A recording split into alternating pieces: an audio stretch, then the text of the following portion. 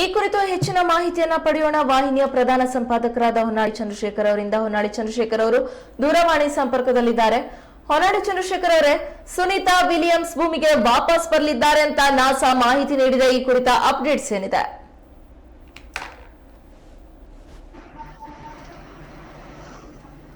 ನಂದಿನಿ, ಇದೊಂದು ನಿಜವಾಗಲೂ ಅಪರೂಪದ ಕ್ಷಣ. ಮಾರ್ಚ್ 17 ಸೋಮವಾರ ರಾತ್ರಿ 10:45ಕ್ಕೆ ಆ ಡ್ರ್ಯಾಗನ್ ಬಾಹ್ಯಾಕಾಶ ನೌಕೆಯ ಹ್ಯಾಚ್ ಅನ್ನ ಮುಚ್ಚುವ ಸಿದ್ಧತೆ ಆರಂಭ ಆಗೋದ್ರ ಜೊತೆಗೆ ಸುನೀತಾ ವಿಲಿಯಮ್ಸ್ ಅವರು ಭೂಮಿಗೆ ವಾಪಸ್ ಆಗುವ ಕ್ಷಣ ಬಂದಿದೆ. ಈಗ ಅವರು ತಮ್ಮ ಪ್ರಯಾಣವನ್ನ ಆರಂಭ ಮಾಡಿದ್ದಾರೆ. ಹಾಗಾಗಿ ಈಗ ಅವರು ಬಾಹ್ಯಾಕಾಶಕ್ಕೆ ಗುಡ್ ಬೈ ಹೇಳಿ ಭೂಮಿಯತ್ತ ಹೊರಟಿದ್ದಾರೆ ಸುನೀತಾ ವಿಲಿಯಮ್ಸ್. 8 ದಿನಗಳ ಕಾಲ ನಡೆಯಬೇಕಾಗಿದ್ದಂತ ಈ ಗಗನಯಾನದಲ್ಲಿ ತಾಂತ್ರಿಕ ಸಮಸ್ಯೆಯಿಂದ 9 ತಿಂಗಳು, ಸರಿಸುಮಾರು 9 ತಿಂಗಳು ಅವರು ಬಾಹ್ಯಾಕಾಶದಲ್ಲಿ ಸಿಲುಕಿದ್ರು. ಆದ್ರೆ ಈಗ ಒಂದು ಅವಿರತ ಶ್ರಮದಿಂದ 9 ತಿಂಗಳ ನಂತರ ನಾಸಾ ಮತ್ತು ಸ್ಪೇಸ್ ಎಕ್ಸ್ ಇವರ ಶ್ರಮದಿಂದ ಇಬ್ಬರು ಗಗನಯಾನಿಗಳು, ಸುನೀತಾ ವಿಲಿಯಮ್ಸ್ ಮಾತ್ರ ಅಲ್ಲ, ಜೊತೆಗೆ ಬುಚ್ ವಿಲ್ಮೋರ್, ಇವರಿಬ್ರು ಸಹ ಭೂಮಿಯತ್ತ ವಾಪಸ್ ಆಗ್ತಾ ಇದ್ದಾರೆ. ಜೊತೆಗೆ ಅಮೆರಿಕದ ಗಗನಯಾತ್ರಿ ನಿಕ್ ಹೇಗ್ ಮತ್ತು ರಷ್ಯಾದ ಗಗನಯಾತ್ರಿ ಅಲೆಕ್ಸಾಂಡರ್ ಗೋರ್ಬನೋವ್ ಅವರು ಸಹ ವಾಪಸ್ ಆಗ್ತಾ ಇದ್ದಾರೆ. 4 ಜನ. ಈಗ ಬೆಳಗ್ಗೆ ಅವರು ಗಗನಯಾತ್ರಿಗಳೆಲ್ಲರೂ ಸಹ ಬಾಹ್ಯಾಕಾಶ ನೌಕೆ ಪ್ರವೇಶ ಅಲ್ಲಿ ಆರಂಭ ಆಗ್ತಿದ್ದಂಗೆನೆ ಅವರು ಕ್ರೂ 10 ಗಗನಯಾತ್ರಿಗಳ hatch close to the hatch ಮಾಡುವ ಮೂಲಕ ವಿದಾಯ ಹೇಳಿದ್ದಾರೆ. ಈ ಅಂಡಕ್ ಆಗಿದೆ ಈಗಾಗಲೇ. ಈ ಬಾಹ್ಯಾಕಾಶ ನೌಕೆ ಅದರ ಡೀಸೆಂಟ್ ಸ್ಪೇಸ್ ಅಂತ ಒಂದು ಟ್ರ್ಯಾಕ್ ಇರುತ್ತೆ. ಆ ಡೀಸೆಂಟ್ ಸ್ಪೇಸ್ಗೆ ಪ್ರವೇಶ ಮಾಡ್ಲಿಕ್ಕೆ ಈಗಾಗಲೇ ISS ನಿಂದ, ಇಂಟರ್ನ್ಯಾಷನಲ್ ಸ್ಪೇಸ್ ಸ್ಟೇಷನ್ ಇಂದ ನ್ಯಾವಿಗೇಟ್ ಪಡೆದಿದೆ. ಆದ್ರೆ ಭೂಮಿಯ ವಾತಾವರಣ ಪ್ರವೇಶಿಸಿದ ನಂತರ ಬಾಹ್ಯಾಕಾಶ ನೌಕೆ ತನ್ನ ಇಳಿಯುವಿಕೆಯನ್ನು ನಿಧಾನ ಮಾಡುತ್ತೆ. 4 ಪ್ಯಾರಾಚೂಟ್ಗಳು ಆನ್ ಆಗ್ತವೆ. ಈಗ ಅದು ಇಳಿಯೋ ಜಾಗ ಯಾವ್ದು ಅಂದ್ರೆ ಫ್ಲೋರಿಡಾ ಕರಾವಳಿಯ ಅಲ್ಲೊಂದು ಕರಾವಳಿಯಲ್ಲಿ ಒಂದು ಸುರಕ್ಷಿತ ಜಾಗದಲ್ಲಿ ಇಳಿಲಿಕ್ಕೆ ಎಲ್ಲಾ ತರದ ವ್ಯವಸ್ಥೆಯನ್ನ ಮಾಡ್ಕೊಳ್ಳಲಾಗಿದೆ. ಈ ಭಾರತೀಯ ಕಾಲಮಾನ 3:27 AM ಗೆ ಸ್ಲಾಶ್ ಡೌನ್ ಆಫ್ ಅಂದ್ರೆ ಕೆಳಗೆ ಬರ್ತಾರೆ ಅಂತ ನಿರೀಕ್ಷೆ ಮಾಡ್ಲಾಗ್ತಾ ಇದೆ.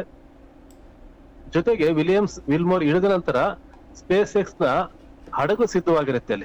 ಅಲ್ಲಿ ಅವರನ್ನ ಕರ್ಕೊಂಡು ಬರಲಾಗುತ್ತೆ. ಹಾಗಾಗಿ ಈಗ ಏನು ಬೋಯಿಂಗ್ ನ ಸ್ಟಾರ್ಲೈನರ್ ಬಾಹ್ಯಾಕಾಶ ನೌಕೆ ಮೊದಲ ಸಿಬ್ಬಂದಿ ಪರೀಕ್ಷಾ ಹಾರಾಟದ ಭಾಗವಾಗಿ ಸುನೀತಾ ವಿಲಿಯಮ್ಸ್ ಮತ್ತೆ ವಿಲ್ಮೋರ್ ಜೂನ್ 5, 2024ಕ್ಕೆ 9 ತಿಂಗಳ ಹಿಂದೆ ಅವರು ಬಾಹ್ಯಾಕಾಶಕ್ಕೆ ಹೋಗಿದ್ರು. ಆದ್ರೆ ವಾಪಸ್ ಬರ್ಬೇಕಾಗಿತ್ತು, ಅವ್ರು ಕೇವಲ 9 ದಿನದಲ್ಲಿ ವಾಪಸ್ ಬರ್ಬೇಕಾಗಿತ್ತು. ಆದ್ರೆ ಪ್ರೊಪಲ್ಷನ್ ಸಿಸ್ಟಮ್ ನಲ್ಲಿ ದೋಷ ಕಂಡು ಬಂದಿತ್ತು. ಹಾಗಾಗಿ ಅವರ ಬಾಹ್ಯಾಕಾಶ ಯಾನವನ್ನ ತಡೆ ಹಿಡಿಯಲಾಗಿತ್ತು. ಭೂಮಿಗೆ ಮರಳಲು ಸಹ ವಿಳಂಬ ಆಗಿತ್ತು.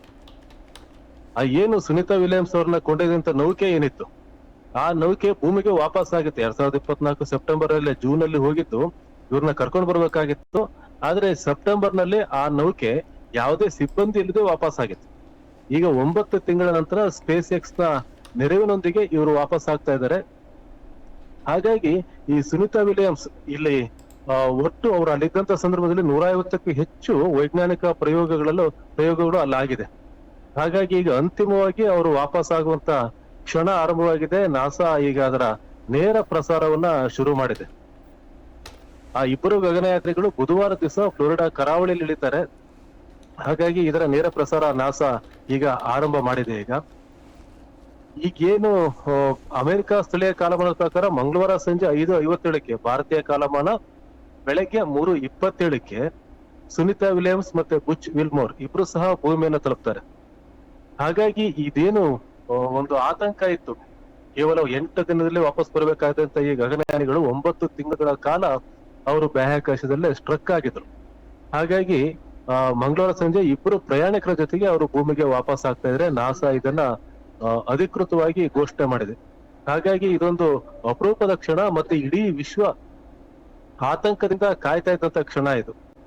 ಆದ್ರೆ ನಾಸಾ ಈ ಒಂದು ಕಾರ್ಯಾಚರಣೆಗೆ ಸ್ಪೇಸ್ ಎಕ್ಸ್, ಎಲಾನ್ ಮಸ್ಕ್ ಅವರ ಸ್ಪೇಸ್ ಎಕ್ಸ್ ಸಹಾಯವನ್ನು ಸಹ ಪಡೆದಿದೆ. ಹಾಗಾಗಿ ಈ ಕಾರ್ಯಾಚರಣೆ ಏನಿದೆ, ಈ ಕಾರ್ಯಾಚರಣೆ ಈಗ ಆರಂಭವಾಗಿದೆ. ಭಾರತೀಯ ಕಾಲಮಾನ 3:27ಕ್ಕೆ ಭೂಮಿಯನ್ನ ತಲುಪ್ತಾರೆ ಅಂತ ಹೇಳಿ ನಿರೀಕ್ಷೆ ಮಾಡಲಾಗಿದೆ. ಅಂದ್ರೆ ನಾಳೆ ಬೆಳಗಿನ ಜಾವ 3:27ಕ್ಕೆ. ಹಾಗಾಗಿ ಇದೊಂದು ಅಪರೂಪದ ಕ್ಷಣಕ್ಕೆ ಇಡೀ ವಿಶ್ವ ಸಾಕ್ಷಿ ಆಗ್ತಾ ಇದೆ. ಇದೊಂದು ಇಡೀ ಬಾಹ್ಯಾಕಾಶದ ಇತಿಹಾಸದಲ್ಲಿ ಬಹಳ ಅಪರೂಪದಂತ ಒಂದು ಘಟನೆ ಇದು. ಹಾಗಾಗಿ ಈಗ ಭೂಮಿಯತ್ತ ಈಗ ಪ್ರಯಾಣವನ್ನ ಆರಂಭ ಮಾಡಿದ್ದಾರೆ. ಈಗ ಪ್ರಯಾಣ ಆರಂಭ ಆಗಿದೆ. ಹಾಗಾಗಿ ಈಗ ಆ ಪ್ರತಿ ಕ್ಷಣದ ಮಾಹಿತಿಯನ್ನ ನಾಸಾ ಈಗ ಪ್ರಸಾರ ಮಾಡ್ತಾ ಇದೆ. ಇಡೀ ವಿಶ್ವ ಕಾಯ್ತಾ ಇದ್ದಂತ ಕ್ಷಣ ಈಗ ಹತ್ತಿರ ಆಗ್ತಾ ಇದೆ. ನಂದಿನಿ. ನಿಮ್ಮೆಲ್ಲ ಮಾಹಿತಿಗಾಗಿ ಧನ್ಯವಾದಗಳು.